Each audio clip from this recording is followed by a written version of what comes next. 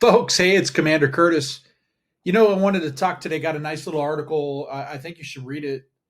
It's about the whole process to get something hooked up to the grid. Who controls the grid? Is there any regulation for the grid? Is there any like international or national or state or regional rules? All good questions, and I'm not going to say because I think you should be curious enough to take a look at it. If the health of the grid, if the idea of the grid is something that you're concerned with. If not, then don't bother, right? I mean, who cares, right? You just care, you get your electricity at your front door, and that's fine as well.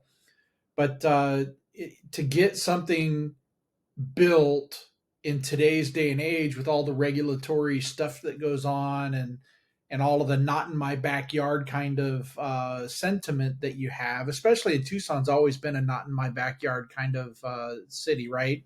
I mean, if we weren't, then we would have freeways to be able to get from one corner to the other. We don't, because that's who we are in Tucson.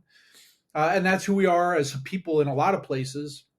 And so when a new project comes up, one of the things that has to happen is it has to be able to get hooked into the grid. Now, the grid doesn't always, it's not just ready for new power production to come online. There may be upgrades that need to happen, and those upgrades could take a while to figure out what things need to be upgraded, and then they cost money and all of that kind of stuff, right? So, I guess the point here is there's a lot of power on our grid, like a lot, but more than double the amount waiting in the wings to come online,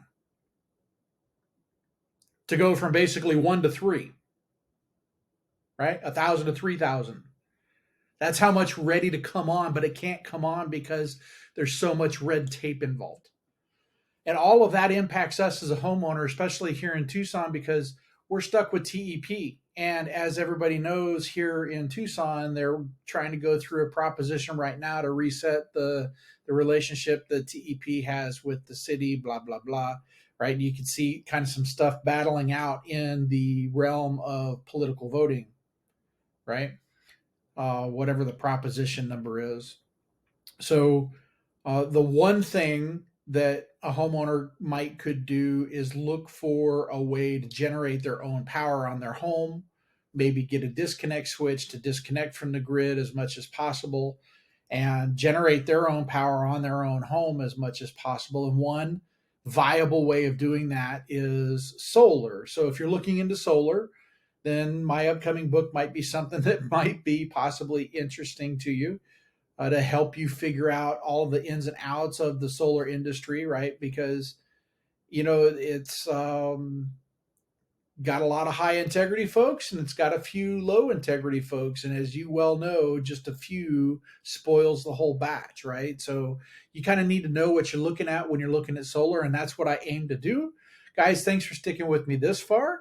There's a like button for this video. Maybe you might hook a brother up with a like. I appreciate it. Have a good one, guys. Talk to you later. Bye.